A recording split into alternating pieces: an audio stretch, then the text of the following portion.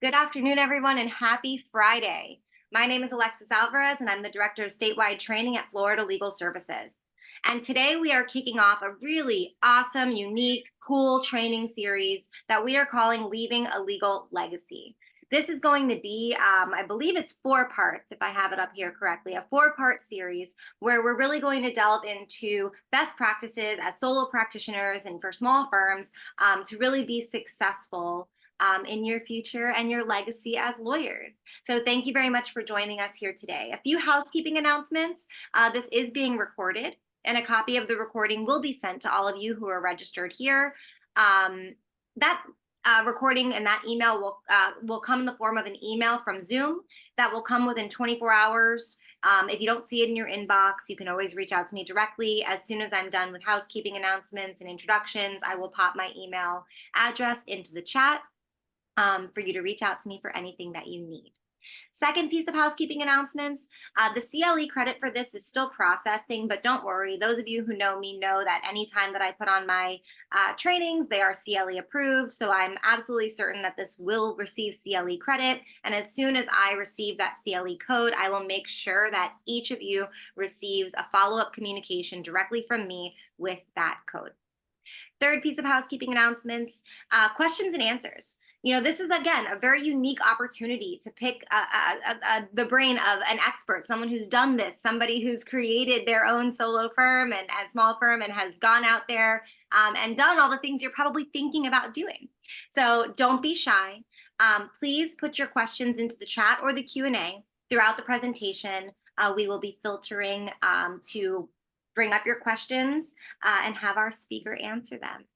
And so before we move into introductions and then into the content, I first wanted to turn it over to one of my colleagues in the legal aid community, Jorge Acosta, who is going to tell you a little bit about the public interest law section of the Florida Bar, which is a co-sponsor to this training series, and then also tell you a little bit more about the goals of this training series. Jorge? All right, thanks, Alexis. So I am a member of the public interest law section, also known as PILS. I've been a member for about a year now, and it's been really exciting.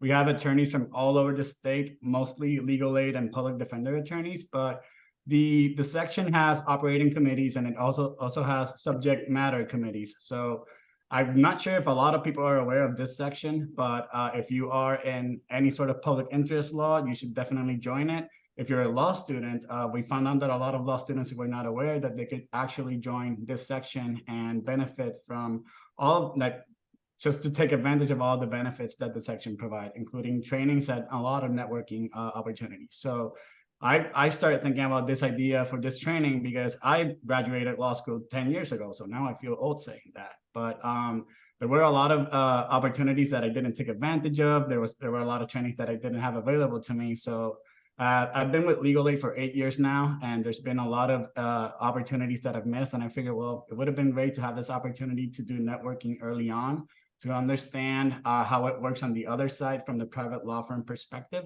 and just to learn what are the best practices and tips in areas and for solo practitioners and small law firms that could transfer to legal aid as well. So that was the idea with this training. I think Alexis has done a lot of the heavy lifting. She's amazing. So thank you for putting this together with Todd, and back to you, Alexis. Awesome. Well, Jorge, thank you. Couldn't do this without you because it's your brainchild, and even more importantly, couldn't do this without our speaker, who I am very honored to introduce in this moment. Folks, with us today, we have C. Todd Smith, who has been in practice for almost 30 years. He is currently the chair of the Orange County Bar Association Solo and Small Firm Committee, and he has a personal injury practice in Orlando. There are so many more things that I could say about Todd today, but we will dive into the content beyond the brief, time management, and goal attainment in legal careers. Todd, thank you for being here. The floor is yours. Hey, thank you, Alexis, and thank you, Jorge. I'm really excited to be here with everybody today.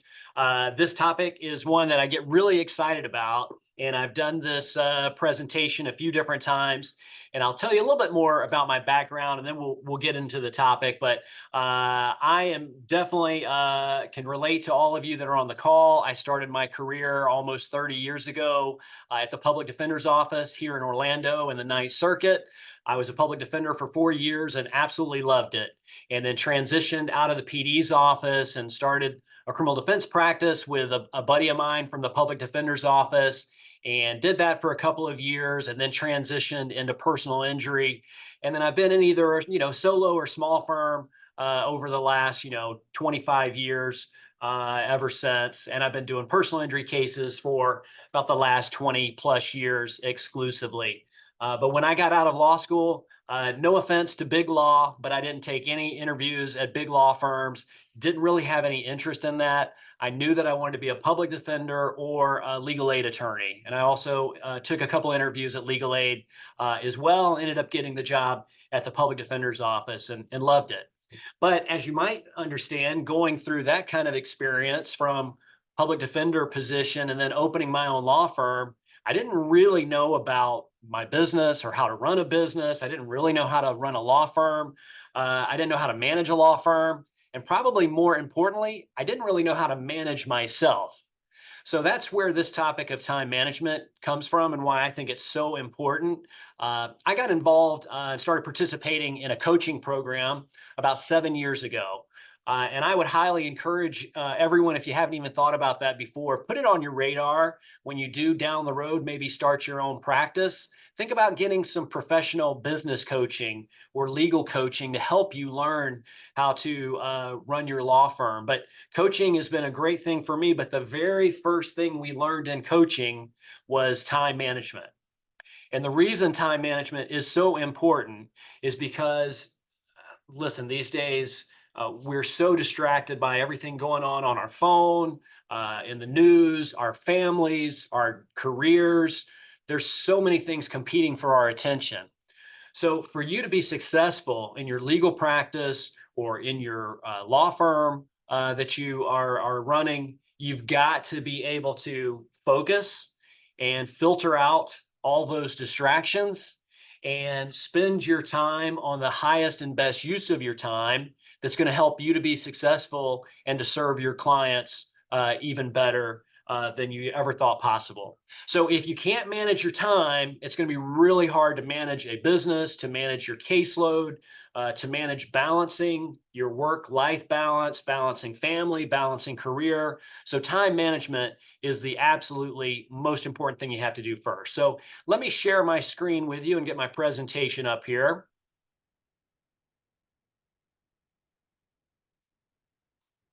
And so we called this Beyond the Brief, Time Management and Goal Attainment in Legal Career. So an overview of the presentation, we're going to talk about some time management techniques. We're going to also talk about setting goals for yourself.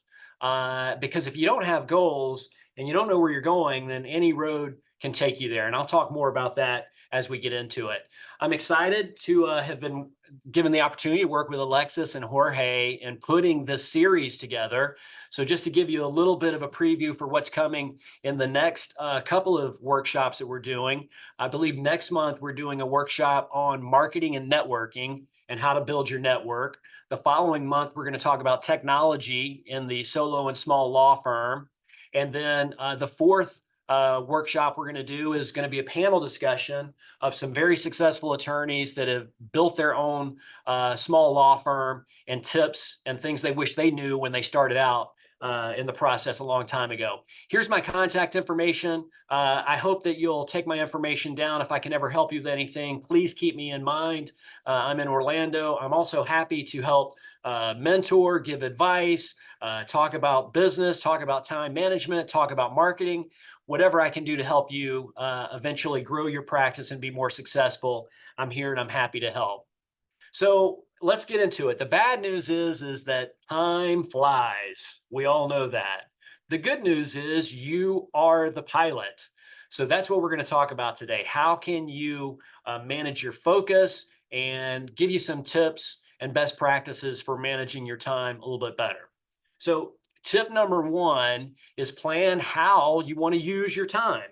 Because if you don't have a plan, it's going to be very, very difficult to manage your time effectively. So this is a picture from a vacation I did a couple years ago in a place called Ophir Pass, Colorado. I don't know if there's any Jeep drivers in the audience today, but a friend of mine in Colorado, he loves taking the Jeep out, finding these trails out in the middle of nowhere and just exploring and going on an adventure.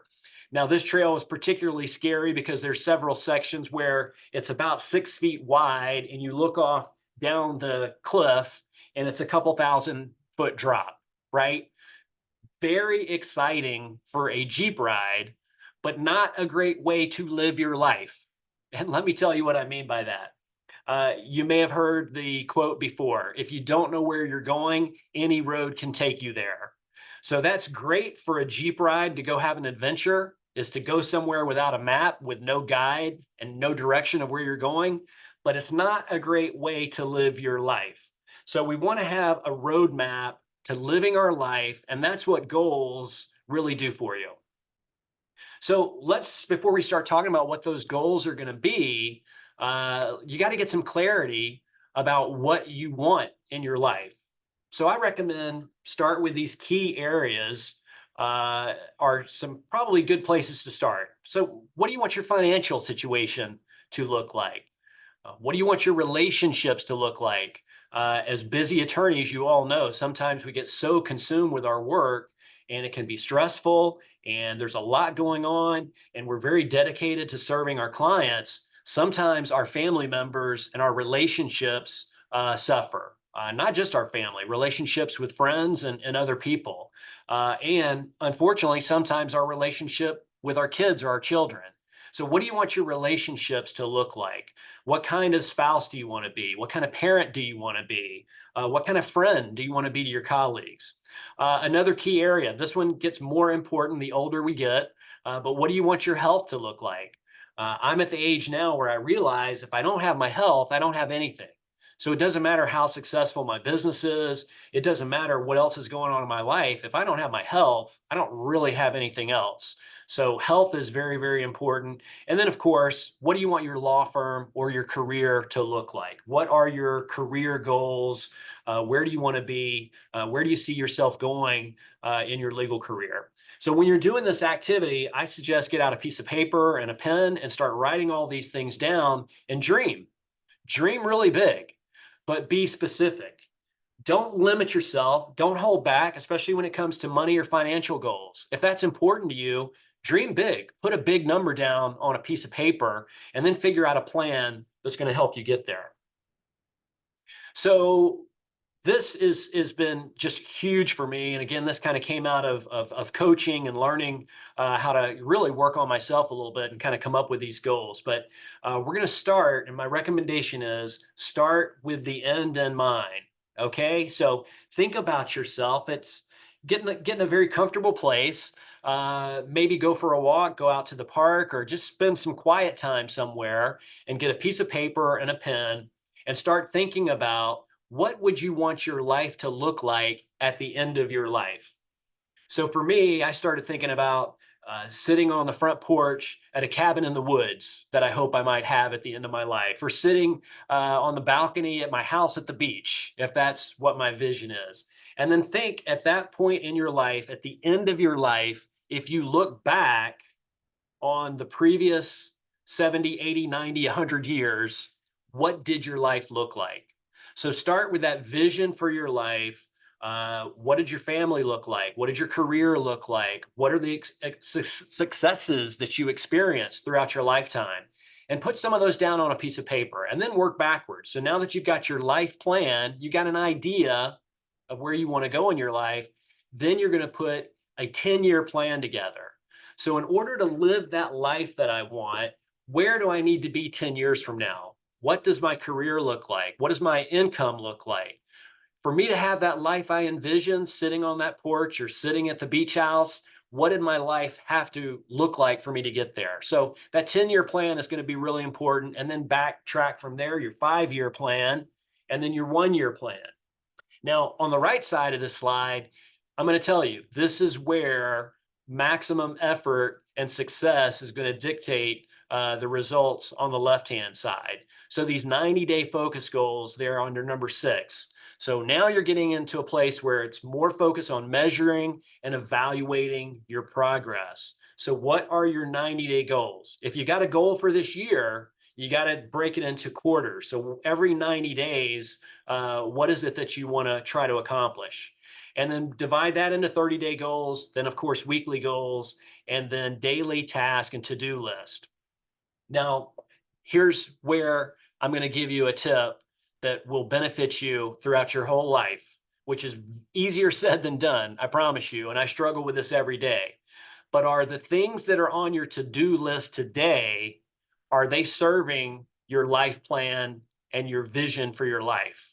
So the more alignment you can have in your daily task and your to-do list today, are they serving your 5-year, 10-year, and lifetime goals? And if you have that alignment between your daily to-do list and your lifetime goals, you're going to have much greater chance of success. And remember, success with these short-term goals are going to dictate your long-term success and goal achievement. So if you're accomplishing a lot in those 90-day goals and you're getting some traction in those 90-day chunks of time, you're going to reach your 1-year, 5-year, and 10-year goals. And I'll talk more about that in this slide, which I love. Okay, so Atomic Habits. I don't know if anybody has read the book or not. One of my favorite books over the last several years. And the premise of the book, which is really so smart, is that goals are good for planning, but systems are better at getting results. Goals are good for planning, systems are better at getting results. And let me tell you what he means by that. So we just had the Super Bowl last month. And what was every team's goal at the beginning of the season? Right? To win the Super Bowl. But we know only one team wins the Super Bowl. So the goal of winning the Super Bowl by itself isn't enough. I'll give you another example. Let's say you had a New Year's resolution. You want to learn how to play the piano this year. Well, that's a great goal. And if that's your goal and you don't do anything else about it, it's never going to happen. But what if you had a system that you're going to practice the piano 10 minutes every day when you get home from work? After the course of a year, because you had that system of practicing 10 minutes a day every day after work, after a year, guess what? You're going to be able to play the piano. That goal is going to get achieved because you had a system to help you achieve it. So sometimes goals can be deceptive because we feel good. We wrote it down on paper. I've got this big goal out there. But then if we don't actually have a system to back it up, the goal is never going to get achieved. So the goal is great, but the system you have in place is what's going to help you actually achieve the goal. So tip number 2, be specific and write it down. The greatest invention ever in history is the pen or pencil, because when you write things down, powerful things happen. So this is just one study, and there's a lot of these studies out there, but research shows that writing down goals leads to a 42% increase in goal achievement. And an even higher percentage of success occurs if you have an accountability partner that you review those written goals with on a weekly or monthly basis. So it's not enough if it's in your head, it's a dream, it's a wish, it's a thought, it's fleeting. But if you write it down on paper, it makes it real and it makes it a lot easier to follow through and make sure that you're going to achieve that goal. So write this stuff down, you got to do it. And then once you write it down, that's not good enough, because what happens, and I've done this before, I write down the goal, I throw it in a desk drawer somewhere, and I don't look at it again for months and months and months, or I totally forget about it and it gets buried in a stack of paper, right? That's not going to work either. Once you write down the goal, then put time on your calendar that you're going to review your goals at least on a regular basis, of at least a monthly basis, if not every single week. Okay, so let's talk about what type of goals you want to have. You want to be very specific in writing down your goals. Here's a very simple framework for that. I will accomplish blank, the goal or task, by date. If you don't remember anything else out of this goal setting part of the workshop, remember this structure for writing down your goals. I will accomplish the goal or task by blank. You got to give yourself a deadline to finish the goal. And if you've heard about SMART goals and you know what all that means, that's all really encompassed in this one little phrase. And I'm not going to get into details on SMART goals, but just writing down and being very specific about what the goal is. Okay, let me kind of put this in the framework of atomic habits and having a system, right? So here is a wish. A lot of people have this wish. We just kind of, New Year resolutions. A lot of times what we do is we just have a wish for the new year. So I want to be healthier. Well, that's a great wish. It's kind of ambiguous. So what does that mean, healthier? And how are you going to achieve that wish or dream that you have of being healthier? You got to have some more specifics around it. So the goal might be, and this is a good goal, specific goal, it's measurable, it's got a deadline. I will lose 10 pounds by July 1st. All right, again, like we said, goals are good for planning, systems are better for getting results. So here is the system that you got to implement. I will do 30 minutes of cardio on Monday, Wednesday, and Friday, first thing when I wake up in the morning. You can forget the wish of being healthier. You can forget the goal of losing 10 pounds by July 1st. If you stick to the system of Monday, Wednesday, Friday, I do 30 minutes of cardio first thing when I get out of bed in the morning. If you stick to that system, then the goal and the wish are going to automatically be achieved. Tip number 3, define what is the best use of your time. So there's a lot of different ways you can do this. I know a lot of us, and I've been guilty of this, I still do this from time to time. When we got things we've got to work on, work, family, personal, whatever it is, maybe we have a written to-do list, right? And if you're like me, your to-do list can end up having hundreds of things written down on the to-do list. If you look at every single case you're working on, you probably have 20 things in that case you need to do right now. So you're going to always have a very long to-do list. The problem with a very long to-do list is prioritizing what is the highest and best use of your time.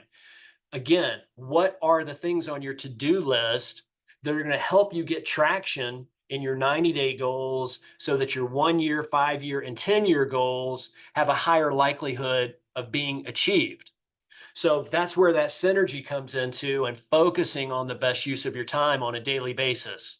So here's one technique or tip you could use for this. It's called the Eisenhower matrix. Some of you may have heard of this before, but if you draw 2 lines and make a matrix, on one side of the matrix are going to be things that they're just not urgent. So that's on the right side of this slide, things that aren't urgent. On the left side are things that are urgent. And then at the top of the matrix, things that aren't important. And then things at the bottom of the matrix are things that are important. So let's start with number 1. So these are the things you would do first. And it's kind of the way most of us operate with our to-do list. The crises, right? The client who has a crisis, the deadline you have in a case, you got a judge that is expecting you to get to meet a deadline for something. You have a case management order with a lot of deadlines. Those deadline-driven tasks and those crises, those are the things that need immediate attention and action. Usually those are the things that take up most of our time on a daily basis. The problem with that, they are urgent and they are important. So we have to deal with them. But then you can end up being in this place of just reacting every single day to all the stuff that's getting thrown at you. Instead of you being intentional about how you're using your time, you're just reacting to somebody else's emergency. So you want to figure out how you can plan your work in a way that you start reducing those emergencies, that you get work done before the deadline. So you're not always operating on this, I've got to get this done because my deadline's tomorrow. If you could get that work done a week ahead of time, a month ahead of time, you're not always just driven by being reactive to deadlines and crises. Number 2, these are things that they're not urgent, but they are important. So you need to do them, and you got to schedule time to maybe do them later, but you can't forget these things. These are very important. Planning and finding new opportunities. For everybody, at some point when you have your own law firm, if that's the route or the path that you go in your career, or you're working at a small law firm and you've got a lot of responsibility to how you're running the business or running the firm, you've got to be able to not just work on your cases and do the technical legal work as the lawyer, but you got to be able to work on your business, to work on your firm, to work on systems about how you're going to do operations, how you're going to get the work done, about marketing, how are you going to get cases, what is your system for getting cases, team development, building your staff, being a leader for your staff, helping your staff develop their skills and talents so they do a better job. Those are very, very important things, but in the moment, they're not urgent. What usually is urgent is, again, those things in number one, client deadlines, casework, those kind of things. But planning and finding new opportunities, building relationships, and your own personal growth are something that you need to always try to find time to do those as well. It's not urgent, but very important. Number three, these are the things you want to try to avoid if possible. So look at that to-do list and all those items on the to-do list. Are there things in there that they might be urgent, but they're not really that important? So interruptions, a lot of meetings and calls, maybe busy work. You know, this happens in a lot of, throughout corporate culture, way too many meetings. There's a meeting about everything. So are there certain meetings that could be avoided or rescheduled or just not had at all? This is also where you get into, can you delegate some of these tasks? So in my firm, we have just a principle that I talk about all the time, which is to my staff and my team, and I've got a great team. But it's this: if it doesn't require a law degree to do it, you should be able to do it. So what I mean by that is, of course, I'm the lawyer. I've got to do the legal work for the clients. I've got to talk to clients, give them legal advice. I've got to go do depositions. I've got to go to mediation. I've got to go to trial. Those are things only I, as the lawyer, can do. But what about that random letter to the client? Or what about any number of tasks that pop up on a day-to-day basis? If it doesn't require me as the lawyer to do it, I want staff to do it. So I want to try to delegate as much as possible. Number four, this is where my procrastinators out there, you know, I'm in the procrastinator club, chronic. This is where we get caught up, are time wasters. So these things, they are not important and they are not urgent. So you need to identify what these things are, and then you don't do them except maybe as a reward for a task that you completed. So this is entertainment, YouTube videos, social media, for those of you that enjoy the scroll on social media. These are the things you don't want to do unless you're just giving yourself a little reward for getting some other things done. So now let me show you what this might look like if you structured your to-do list like this. So again, this is planning. Tip 4, plan how to use your time daily and weekly. So you could have a to-do list that kind of looks like this. Again, here's the matrix I talked about. So less important, more important, urgent, and less urgent. So things that are urgent and important, those are the tasks you have to do first. Those are the crises, those are the client deadlines, all of those kind of things. Then schedule to do later, less urgent, but very important. Working on your time management, working on your goal setting, reviewing your goals, reading a book to learn how to do X, Y, or Z, going to a networking event, calling up an attorney like me and asking me for advice on whatever particular topic. So they're not urgent, but they are very important. And then in the bottom left-hand side of this, avoid if possible or delegate. Those are those things I said. They're less important, but they're still urgent. They have to get done. And then in the right column, this is kind of fun. I've done this before. I don't always stick to this, but a don't do list. We all use a to-do list. Maybe you need a don't do list. So if you find yourself wasting time on certain activities, put a list on your desk of those activities you're not going to do while you're at the desk or while you're at work. So a to-do list and a don't do list. Also, just how you can structure the work that you get done. This is something that I implemented in my firm a few years ago, and this is something we review every single Monday morning during our Monday meeting, is our weekly team goals. And each one of these sections would be a task that's a different team member is responsible for, but we've really identified from start to finish, these are the tasks that we have to do to get a case through our pipeline from start to finish. And then, of course, at the bottom, if you own your own firm, you've got to always be marketing. Never, ever stop marketing. So you've got to be working on your marketing every single week, in addition to the regular legal work and client work that you do. So this is just a form that we created. So for you, think about what are the most important tasks you have to do every single week. And then in each column here, we identify the client who we're working on. And then the back of the form usually just has like more of a longer list of our to-do inventory, all the things that we have to do. And those things get moved to the front of the form so that these are our top 3 priorities in each of these tasks every single week. Think about how you can organize your workflow in such a way that you're working on the top 3 things you need to do every single day in a particular category or flow of your work. Okay, now I want to talk about some specific things to be aware of and issues that we all deal with that are definitely affecting the way we manage our time. I thought about this. I mentioned this recently when I was doing this workshop somewhere that, we have a lot of lawyer burnout, right? We hear about that frequently, and a lot of lawyers that aren't really satisfied with the practice of law.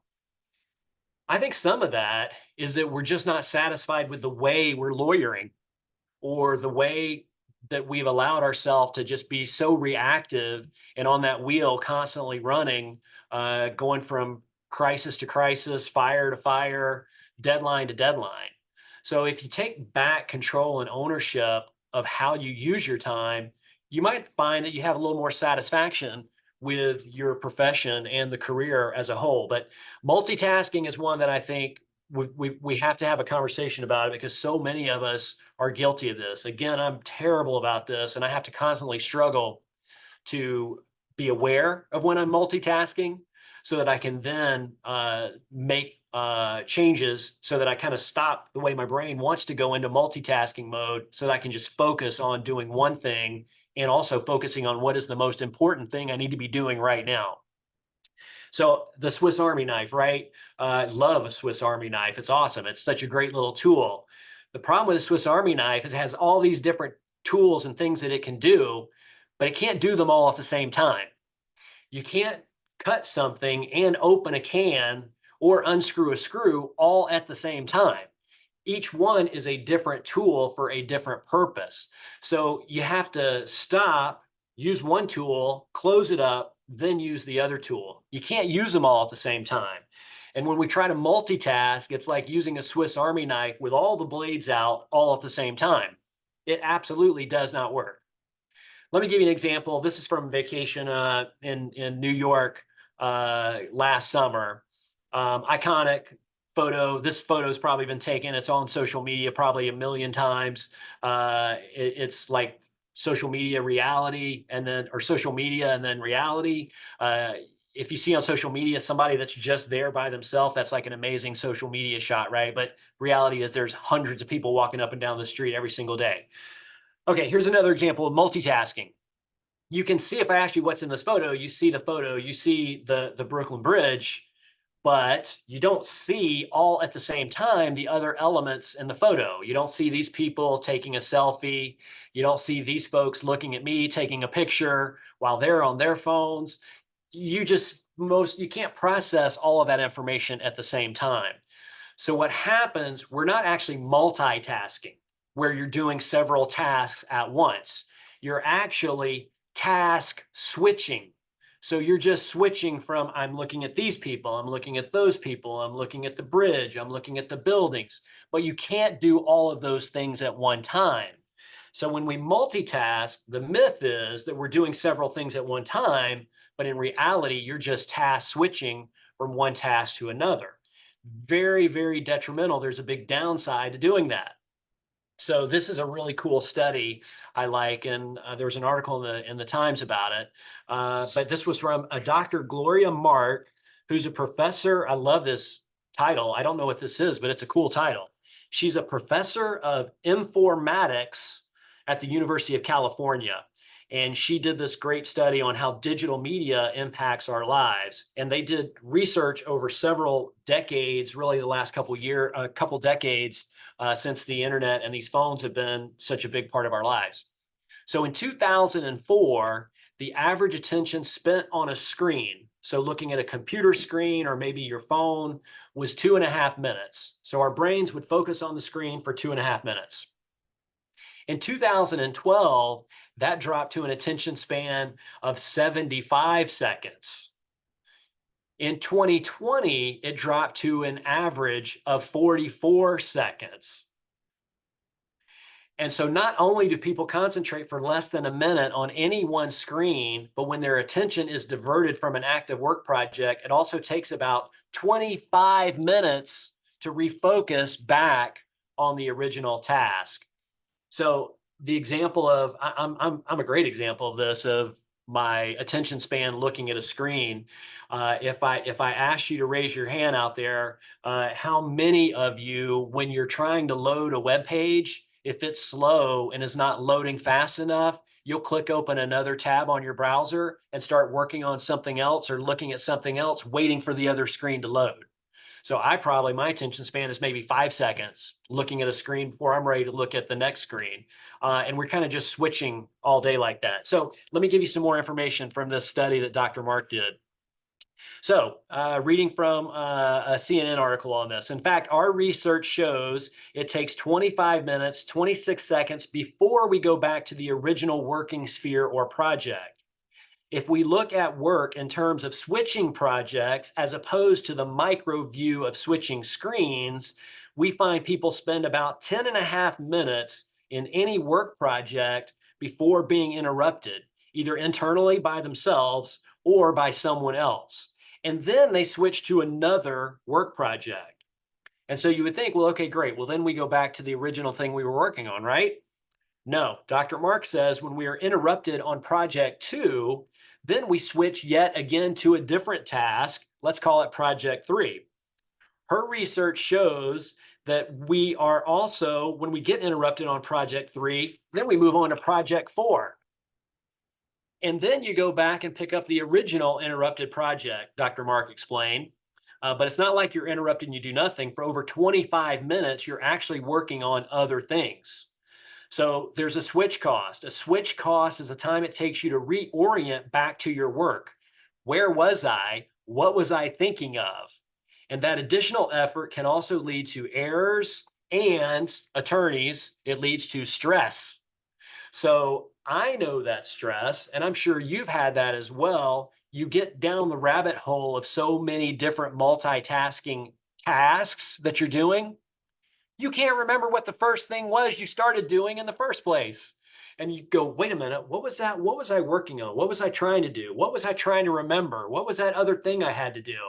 And hopefully you get back to it. I guarantee you sometimes you don't. You just completely forget and move on to something else. So tips to remove distractions and help improve your focus. Don't start your day by looking at your phone or checking email. This is a big one for me. It's so natural for us. A lot of us, the last thing we do at night is look at this phone, which is also a bad idea. You don't want to look at email right before you go to bed, because that just gets your brain wired to think about all the fires you've got to put out and deal with tomorrow at the office. You also don't want to start your day by picking up your phone and looking at email. When you do that, you're giving your precious time, and I think your most valuable time is those early morning hours. When you start looking at email first thing in the morning, you're giving away your time to the rest of the world and everybody who has a problem and wants your attention. So instead of controlling what you want to do with your time, you're giving your time away to everybody else trying to reach you through email. So my suggestion is, unless you have a position or your firm or where you work is something that you have to respond to an email at 8 in the morning or 9 in the morning, delay checking your email until, try to put it off till 10 o'clock in the morning, or maybe even 11 o'clock in the morning. If it's not an emergency and you can deal with it later, don't start your day by looking at your email. use your to-do list to set your daily priorities. So what are your top 3 things you need to do, and then your next 3 things you need to do. Turn off notifications on the phone. If your phone makes a noise every time you get a message and it's not from a family member or an emergency situation, that that bell or ding or whatever noise it is going to completely take your attention to your phone. Now, I've got my phone here on my desk and I'm still bad about this, honestly, but I try to remember to put the phone away out of reach. So I can't just always see it in my field of vision. Because if I can see it and I see a message come through or a notification, none of us have the self-control to just let the phone sit there without at least glancing down at it and see what's going on. So try to turn off all those notifications. Now I took mine off, but smartwatch, right? I have told the story. I bet if somebody saw a distressed person on the side of the road and stopped to render CPR, if their phone beeps, they probably look at their phone in the middle of giving CPR, because we're just so conditioned now to look at that notification as soon as we get it. Put the cell phone out of reach when working on a task, even if you don't do this all day. If the first thing in the morning you got a big project you need to do, and I also recommend that's when you're freshest, first thing in the morning, that should be your productivity time. Put your phone away, put all the distractions away so you can just focus on that most important task of the day that you want to get done first thing in the morning. Then schedule distraction breaks. So there's times I'll get up and walk around, walk down the hall. I'll go get a cup of coffee. Those are great little distraction breaks, but build those into your schedule so that you're focusing on getting your work done first and then taking a break where you can go goof off, play around, check social media, whatever you want to do. This is a big one on me. You can't see my desk, but other than my inbox over here, I don't have any papers on my desk. It's completely clear. And I keep it like that every single day, because just like your cell phone is a distraction, stacks of papers or case files that you may not be working on right this minute, but they're sitting there on your desk, they are distracting you whether you realize it or not. Because subconsciously, your brain is seeing that case file on your desk and it's reminding you, oh, yeah, you got to get to that later. You got to work on that later. Oh, you forgot to do this in this case. What about that case? Oh, here's a stack of mail you didn't go through yet. You got to look at that mail. So all of those visual distractions, you got to just remove them and come up with a system that you don't have this clutter all in your field of vision all day, which is also going to distract you from getting your work done. And then this is the one I talked about, multitasking, right? Pay attention to your multitasking habit. Catch yourself when you're multitasking and then try to refocus on doing the first task you were working on to begin with, finishing that task, and then moving on to the next task. A time template. This is something I picked up in coaching, which I has been real helpful as well, which is create a schedule for your whole week and then create some chunks of time that you're going to work on specific tasks. So this is an old time template of mine. It's been changed and updated, but here's the example. So first thing in the morning, on Tuesday, Wednesday, Thursday might be production time. That's when you're going to work on the substantive legal work that you've got to get done. Check email at 11 a.m. and then follow up on emails. Lunch. Then after lunch, the way we do in my firm, that's when I do a Q&A with my team members. So if they have questions, they need me, that's when they know they're going to get my undivided attention. Now, that also means we have a rule. I don't get interrupted during the morning. So unless there's an emergency, nobody's coming into my office, nobody's messaging me on Teams until we have that Q&A. That's their time that we'll talk about things going on for the day. And then phone calls and client meetings. I think most people are doing this now, but it was kind of something I talked to people years ago about, and it wasn't universal. But if you just randomly accept phone calls from clients or opposing counsel or whoever it is you get phone calls from, if you randomly accept those calls all day long whenever they call, then you're just constantly switching back and forth from whatever you're working on to taking a phone call. And that is completely a distracting way to work and not a way to maintain your focus.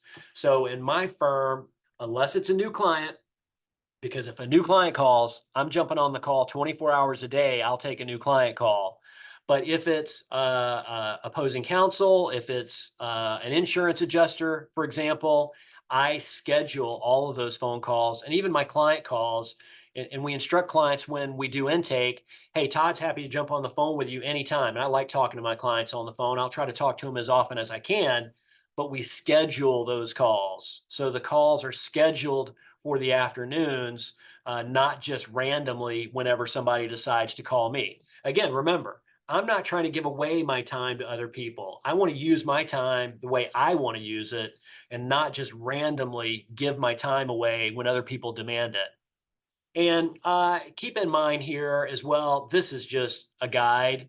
Things could change completely. If I've got a court hearing, if I've got a deposition, mediation, whatever it is, then this time template's out the window for 1, 2, 3 days. If it's a trial, it's out the window for a couple of weeks. But the most important thing is that you have this structure in place and you can always get back to it because the structure is what's going to help you.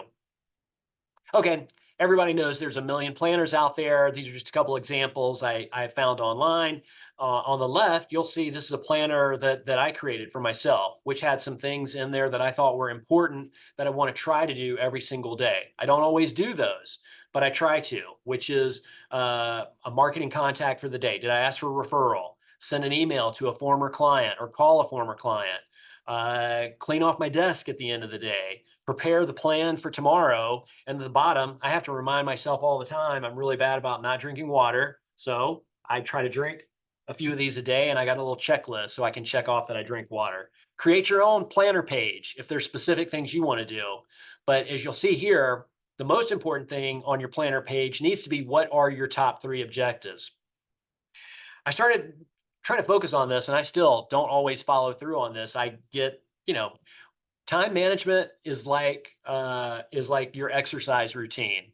And I'm bad about exercise too. I'll go through 7, 8 months. I'm in a routine. It's going great. I'll go on vacation, come back from vacation. I don't want to work out now. So then I'm off the exercise routine for however long before I get back to it. Time management for me is the same thing. You don't master this stuff. And if you do, more power to you, you're going to be excellent. But I've never mastered this. It's just constantly something I have to remind myself and keep working on. But instead of having a to-do list with 50 things on it, I'm trying to pull off the top 3 most important things I need to do that day and get those 3 things done first. Now, great, if I can get 10, 15, 20 things done, that's awesome. But I'm going to focus on getting those top 3 objectives done every single day. And if I get those done, what are the next 3? Okay, this is a little teaser for not the next session that we're going to do, which is networking and marketing, but the following session is technology for your law firm. And I'm a huge, huge proponent of AI and how AI is a game changer, especially for solo and small firm attorneys. And we're going to talk more about AI in that technology workshop we're going to do. But leverage these generative AI tools. ChatGPT, Copilot now is rolling out with Microsoft products, Bard or Bing, to get more done in less time. Use automation in as many firm processes as possible. If this, then that. Some people might be familiar with that app, or Zapier, Zapier is an amazing, amazing tool that it can link hundreds of different software products together. So let me give you an example. If you use spreadsheets and you want to add somebody's name to a spreadsheet, then it automatically sends an email to them to say hello or welcome them to the firm or whatever it is. It's a way to take a couple different software products and link them together so they automatically do certain tasks. Takes a little bit, not a little bit, takes a good amount of training and learning how to use those tools. But once you do and you start automating some of these processes that you use, you're going to save all kinds of time. And then identify where you are spending or losing the most time and find a technology solution to that problem. So for example, that might be document management, email management, recording time for billing. Technology is not going to, fix every problem that you have, but there's a lot of problems. If you identify what the problem is and what's causing it, there may be a technology solution to help you fix it. Okay, we're almost to the end, and then I think we're going to have a few minutes for questions. Book recommendations. A couple of my favorites: Eat That Frog, Brian Tracy, great time management book. Also good for my procrastinators out there. Free to Focus by Michael Hyatt. Michael Hyatt writes a lot of great books, does a lot of coaching as well. Free to Focus is probably the best book I've read that has a lot of stuff on delegation. So if you struggle with delegation and you end up doing everything yourself because you're just not good at delegating, Free to Focus will help you with your delegation. Pomodoro technique is, I don't use it, but I've got this little tomato timer on my desk, which means you basically set a timer of how long you're going to work, and then you get a 15-minute break after you do that session of intense focused work. A lot of people like that technique. Not for me, but maybe you'll like it.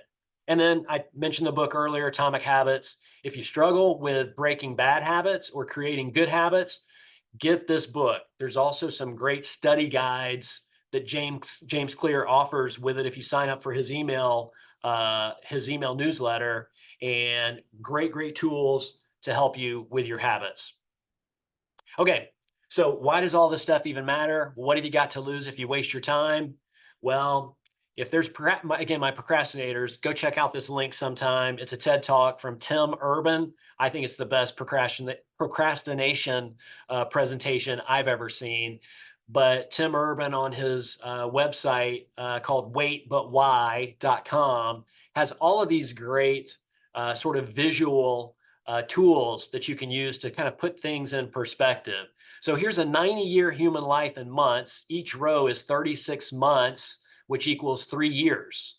So 30th birthday there is down about a quarter of the way, and then 60th birthday. So figure out where you are in your human lifespan. And for those of us like me that are getting a little older, we see that, you know, those bubbles are running out. So that's what I've got to lose. I got to get on this if I want to accomplish all of those goals in my life that are so important to me. So the clock is ticking. I hope you're not wasting time and waiting for something to happen when you've got the ability right now to make it happen if you just learn how to do a little bit better on your time management and focusing on what are the most important things that should be getting your attention every single day. Okay, so everybody, I really appreciate you being here. Alexis, I'll turn it over to you if there are any questions or anything. Awesome. Thank you so much, Todd.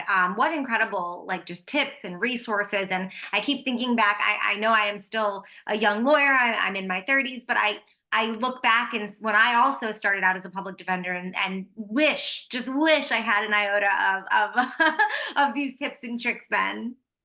So I very much appreciate it. Folks, while I am taking up airtime, which you all know I'm good at, please feel free to drop any questions that you have into the chat or the Q&A. I didn't see any that came in during the presentation. So take your time, drop them in. If you prefer to ask a question out loud, please raise your virtual hand and I can take you off mute. That way you can ask your question in that format. Jorge, I know I have you here. You always ask very good questions. Anything on your mind that you wanted to talk about, you know, based on all the good stuff Todd gave us? I mean, just a comment. I was thinking of I'm a terrible multitasker, so that really stuck with me, like task switching. So I need to think a lot of things now as I move forward. So I'll definitely start working on my to-do list. So I personally have a lot of takeaways from this. So thank you again, Todd. Yeah, absolutely. And Todd, somebody did ask if you could put your, well, I know you put your email into the chat now, but somebody asked for your contact information again. So Nancy, Todd did just drop his email into the chat. If you're not able to grab it from there, let us know. I can put my contact up there real quick again. Perfect. It's a great screen. I love it. You know, yeah, it got me thinking of a lot of things, you know, as well. You know, I certainly have tried to not look at my emails first thing in the morning, you know, but I haven't carved out a specific time to sit there and respond to emails. And I really liked that piece of advice because, of course, similarly to what you said about being on the phone, it just takes you in and out of your task, you know? Yeah.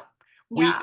Email is probably the big one because what most of us do is we just respond to emails all day long whenever the email comes in.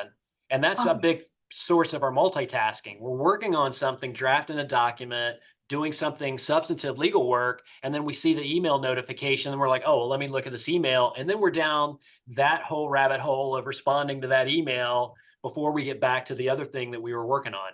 Right. Email's a big one. Absolutely. And, someone also recently told me, I can't remember who told me this, but that there's something with our brains with standing up and walking. And you know how you said at some point to embed into your schedule distraction times or times to Yeah. get up? I think a good follow up on that too would be stand up, walk Yeah. somewhere.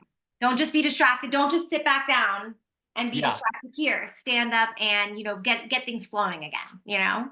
Absolutely. I think it resets your brain and your body when you get up and walk around a little bit. Yeah, absolutely. So, everything that you talked about really, in my opinion, gives power back to us and autonomy over ourselves and our practice because, really, the law can eventually run you, right? Oh, yeah. Yeah. It can take over your life, right? Yeah. So, this was really empowering to say, hey, I don't know if the words fight back or I can have some control in Yeah. what feels uncontrollable.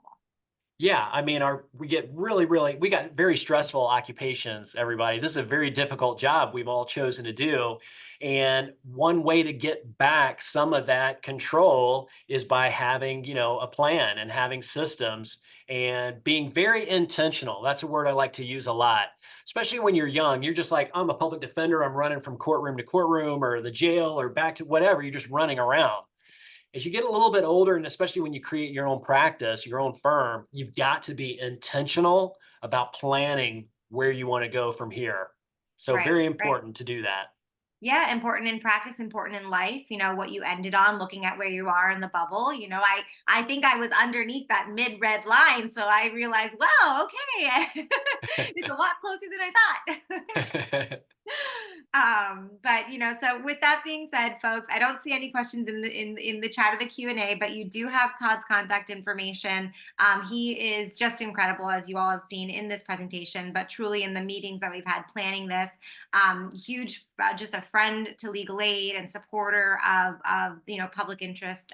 So Todd, just thank you for that. And before we sign off, I do want to mention the next portion of this training series is going to be on April 5th. I popped it into the chat. Let me look for it here. And it's going to be on navigating the Networking Advocate, a comprehensive training for lawyers and personal brand development and strategic networking.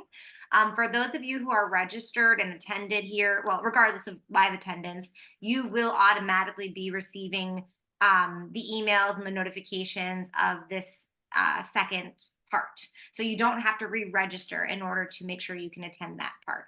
Either way, you have any questions, you want to make sure you're on the registration list, you need something, you can reach out to me. I am logistics. I will make sure, to answer any question that you have as far as ensuring you get the recording, the CLE code, all of those things. Before we sign off, Jorge, anything else you want to say? Want a reminder for pills? Well, we can drop the link here for the Pills website, but thank you again, Todd. This was great. I know we have a lot of people that registered that are gonna be able to watch this recording. So Yeah. thanks again. I mean, that's all I can say. Yeah, you're welcome. And I want a quick advertisement for that April 5th webinar. Richard Schwam is awesome. And I've seen this networking presentation he does before. It's really, really good. So you will use the stuff he teaches in this workshop the rest of your legal career. So don't miss that April 5th. Yeah, absolutely. I've also had the pleasure of learning from Richard, another just great person to learn from in the legal aid, in the legal community, and also a friend to legal aid, someone who cares about the work that we do. So thank you all for joining today. Thank you, Todd, so much for your time and your expertise. This was awesome. We look forward to April 5th, and we will see you then. Thanks, everybody. Bye-bye. Okay, bye.